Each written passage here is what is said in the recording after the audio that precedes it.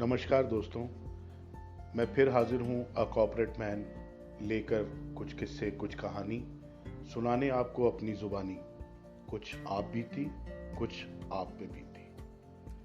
आज का किस्सा, उसका नाम है यू टर्न। ये किस्सा शुरू होता है बस स्टैंड से। बस स्टैंड पर एक बस जा रही है कानपुर से बनारस और उसमें अधिकतर सवारियां बैठ चुकी हैं। बस स्टार्ट है, चलने को तैयार। जैसे ही कंडक्टर जोर से आवाज देता है कि बस चलने वाली है, सभी लोग अंदर बैठे, तो एक आदमी एक बूढ़ी औरत को वहां छोड़कर जाता है और उसे 2-3 सीटें पीछे आखिरी जो होती हैं वहां बिठाकर बोलता है, माता जी अपना ख्याल रखना। कंडक्टर अगले दरवाजे के पास खड़ा दूर से सब देख रहा होता है कि एक बूढ़ी औरत को एक आदमी छोड़ के जा रहा है। बस चल पड़ती है। यूं ही बस चलती है, कंडक्टर अपना काम शुरू कर देता है। वो उनसे पैसे पूछता है, कहाँ जाना है, कितने का टिकट है, सब पैसे लेन देन शुरू हो जाते हैं। बस चलती रहती है और सफ़र शुरू हो जाता है। कंडक्टर अपनी मसरूफियत में महसूस करते हुए आगे जब वो बूढ़ी औरत तक पहुंचता है तो उसके मन में ना जाने क्या ख्याल आता है कि यार माता जी तो बहुत बुजुर्ग हैं, छोड़ो इनसे क्या टिकट लेनी, सीनियर सिटीज़न है, हमारे तरफ से भी कुछ भला हो जाएगा। तो माता जी खिड़की से सिर टिका के आराम से कुछ गहरी नींद में थी। तो उसके बाद भी उसने माता जी को जगाया नहीं और वहाँ से वो उन्हीं कदमों लौट गया और जाके अपने काम में फिर मसरूफ़ हो गया। बस चलती रही, यूं ही सफ़र आगे बढ़ता रहा। कुछ देर के बाद कंडक्टर ड्राइवर के साथ बैठकर यूं ही गप्पे मार रहा था कि उसकी नज़र उस बूढ़ी औरत पे पड़ी। उसने देखा कि वो बार बार शीशे का खिड़की को खोलती और बाहर कुछ देखने की कोशिश करती, फिर खिड़की बंद कर लेती। कुछ देर के बाद फिर कांच के ऊपर हाथ रख के माथे से टिकाकर आंखों को बूढ़ी आंखों से तमतमाते हुए अपने चश्मे को साफ करके देखती और फिर कुछ देर रुक जाती।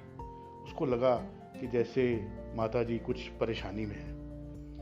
वो तुरंत वहाँ से उठा और माताजी के पास आया और बोला, अम्मा क्या बात है, कोई परेशानी है क्या?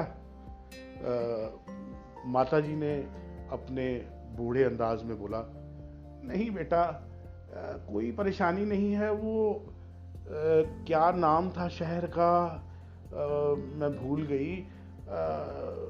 कंडक्टर थोड़ा सा चौंका और घबराया भी, लेकिन इतने ही में ही माताजी ने तुरंत जवाब दिया, हाँ हाँ याद आ गया, वो था इलाहाबाद। हाँ इलाहाबाद, याद आ गया। हाँ हाँ, कंडक्टर ने बोला, माताजी कोई बात नहीं, इलाहाबाद आएगा, तब तक आप आराम से लेटिए, अभी तो दूर है इलाहाबाद, जब आएगा तो मैं आपको जगा दूंगा, ठीक है? यही चाहती है ना आप? हाँ बेटा, बहुत भला होगा तेरा, बस यही कहना था, मुझे उठा देना। हाँ, इलाहाबाद आएगा तो उठा देना। हाँ हाँ माताजी, आप निश्चिंत होकर सोइए, अभी इलाहाबाद बहुत दूर है। माताजी जैसे पूरी चिंता त्याग कर आराम से चैन की नींद सो गई। कंडक्टर भी अपने कामों में मसरूफ हो गया। इत्तेफाक की बात यह थी कि इस पूरी बस में इलाहाबाद की कोई सवारी थी ही नहीं और कंडक्टर अपने काम में और ड्राइवर के साथ गप्पे मारते मारते मसरूफ रहा। इस दौर में इलाहाबाद निकल गया और कंडक्टर बूढ़ी माता को जगाना भूल गया और जब बस 10-15 किलोमीटर आगे चली गई तो उसे ध्यान आया, ओहो, मैंने माता जी को तो उठाया ही नहीं, उन्हें तो इलाहाबाद उतरना था। उसने ड्राइवर की बड़ी मिन्नत की, बड़े हाथ पांव जोड़े, अरे यार मुझसे गलती हो गई, वो पीछे बूढ़ी माता जी बैठी हैं, उन्होंने इलाहाबाद के लिए उतरने के लिए बोला था और मैं उनको जगाना भूल गया। भाई प्लीज़ रिक्वेस्ट है यार, तू बस वापस मोड़ ले, अभी हम ज़्यादा दूर नहीं आए। किसी तरीके से उसने ड्राइवर को तो पटा लिया। अब ड्राइवर मान गया, लेकिन ड्राइवर ने आगे से ये बोला, अरे भाई मैं तो बस वापस मोड़ लूँगा, सवारियों का क्या करेंगे, ये थोड़ा ना मानेंगे। अरे यार कोशिश करके देखते हैं, मैं बात करता हूँ। वही हुआ, सभी सवारियां कंडक्टर पे चिल्लाने लगी, क्या हमने पैसे नहीं भरे, क्या हमने टिकट नहीं लिया, हमारे लिए क्या हमें आगे नहीं पहुंचना? क्या हमारे घर वाले हमारा इंतजार नहीं कर रहे? एक उस औरत के लिए हम क्यों बस वापस मोड़े? तुम इसे यहीं उतार दो। उसने कहा। सबको हाथ जोड़ के ड्राइवर और कंडक्टर बोले, अरे भाई लोग देखो, वो बेचारी अकेली है, बूढ़ी है, पता नहीं कौन उसका लेने के लिए भी वहाँ इंतजार कर रहा होगा। अब कहाँ भटकेगी वो रात को? कोई बात नहीं, हम आपको जल्दी पहुँचा देंगे, हम तो साथ में ही हैं, तो कुछ फर्क नहीं पड़ता। सबको किसी तरीके से ड्राइवर और कंडक्टर ने अपनी मीठी बातों से मना लिया और बस को वापस मोड़ा गया। अब बस जब वापस मुड़ी, इलाहाबाद पहुंची, कंडक्टर तपाक से पहुंचा, माताजी को उठाया बड़े प्यार से, माताजी उठिए। माताजी ऊँघते हुए उठी। हाँ बेटा, क्या हुआ? कुछ नहीं हुआ माताजी, आराम से आप उठिए, इलाहाबाद आ गया है। अच्छा बेटा, बहुत बहुत भला हो तेरा, तेरी लंबी उम्र हो, तुझे मेरी बहुत आशीष है। ये कहते हुए उन्होंने अपने कांपते हुए हाथों से अपना बैग झोला खोला और उसमें हाथ बढ़ाया। तो कंडक्टर ने कहा, अरे माताजी, टिकट के पैसे देने की जरूरत नहीं है, आपसे टिकट नहीं लेंगे, ठीक है, ये हम सब ने सोचा है, कोई बात नहीं है, ये सफ़र हमारी तरफ से आपके नाम। अरे बेटा, बहुत भला हो तेरा, बहुत भला हो। 1 मिनट रुक जा। उसने फिर बूढ़ी औरत ने बस्ते में हाथ डाला और उस झोले में से उसने एक दवाई का पत्ता निकाला, उसमें से एक गोली निकाली और मुंह में डाली। साइड पे रखी पानी की बोतल खोली और घटक धनी 2 घूंट पिए, गोली गले से नीचे चली गई। उसके बाद उसने बोला, शुक्र है परमात्मा तेरा, ऐसे अच्छे भले मानुस बनाए। कंडक्टर बोला, माताजी आपका आशीर्वाद हमेशा हमारे साथ रहेगा, आइए अब आप उतरिए, इलाहाबाद आ चुका है, बाकी सवारियां भी सब इंतजार कर रही हैं। बेटा मैं क्यों उतरूं? बोला, आपने ही तो बोला था इलाहाबाद। बेटा वो तो मैंने इसलिए बोला था कि मेरी बेटी ने कहा था कि जब इलाहाबाद आएगा ना तो अपनी दवा खा लेना। कंडक्टर का माथा तमका, सब कंडक्टर की ओर देखने लगे। कंडक्टर ने पूछा, माताजी आपने जाना कहाँ है? बेटा ये बस बनारस ही जा रही है ना, तो मैं भी बनारस ही जाऊंगी, सीधी सी बात है। सारी बस ठहाकों से हंसने लगी। ड्राइवर, कंडक्टर बेचारा एक तरफ बहुत परेशान और एक तरफ अपनी जो उसकी तरफ से सोच थी कि क्या होना है, उसने सब कुछ खुद ही सोच लिया और उसकी वजह से सब लोग हंसने लगे, खूब ठहाके लगे। लेकिन अम्मा को कुछ समझ नहीं आ रहा था कि क्या हो रहा है। बस चल पड़ी और इसी हंसी ठहाकों के बीच में बस पहुंच गई बनारस। अब इस कहानी के दौरान यहाँ पे एक आपके सामने जो मॉरल आया है कहानी का, वो है मिसकम्युनिकेशन लीड्स टू कॉम्प्लिकेशन। यहाँ पे छोटी सी मिसकम्युनिकेशन, माता जी ने पूरी बात कही नहीं, कंडक्टर ने पूरी बात समझी नहीं और वो गलत फहमी का शिकार पूरी बस हुई, जिसमें हर आदमी परेशान हुआ और हर आदमी ने मज़ा भी लिया।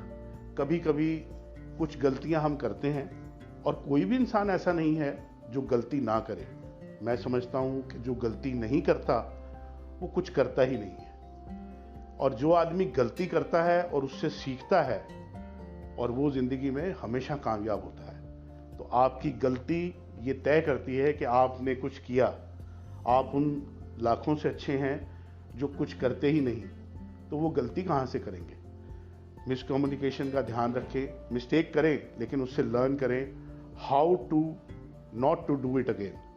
ओके, एक शेर किसी ने खूब कहा है, गलत फहमियों के सिलसिले आज इतने दिलचस्प हैं, गलत फहमियों के सिलसिले आज इतने दिलचस्प हैं कि हर ईंट सोचती है दीवार मुझ पर ही टिकी है। तो हमें ये गलत फहमी अपने अंदर से दूर करनी है कि जो कुछ हो रहा है वो मेरी वजह से हो रहा है और जो कुछ हो रहा है वो मैं ही कर रहा हूँ। ये जो कुछ हो रहा है ये एक टीम वर्क है। आप अगर कुछ अच्छा करेंगे आपके साथ अच्छा होगा, आप पॉजिटिव रहेंगे, आपको पॉजिटिव लोग मिलेंगे। और अपनी गलतियों से अच्छा करने की कोशिश करें, उनको अगली बार दोहराएं नहीं। अगर एक गलती एक बार की उससे सीखें, और अगर किसी की गलती से आप सीखते हैं तो उससे अच्छी तो कोई आदत ही नहीं है।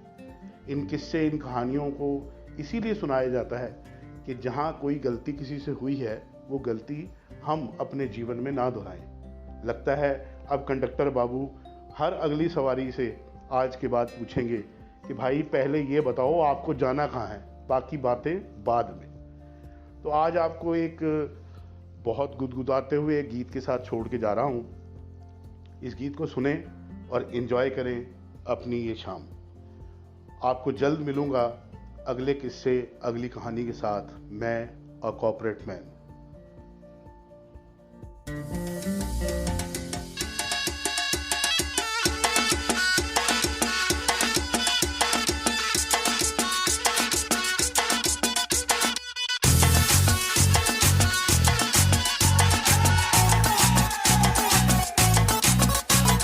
झटका जरा सा महसूस हुआ एक, लाइफ की गाड़ी ने कस के मारा ब्रेक।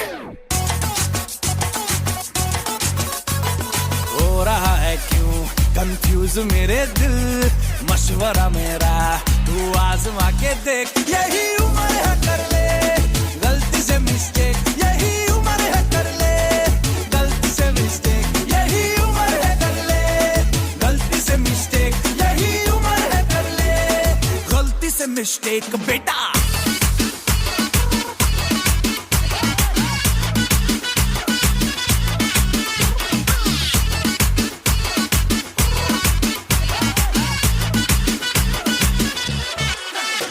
चल मसल फुलाना, थोड़ी बॉडी बनाना, तेरे चिकने गालों पे स्टबल की फसल उगाना।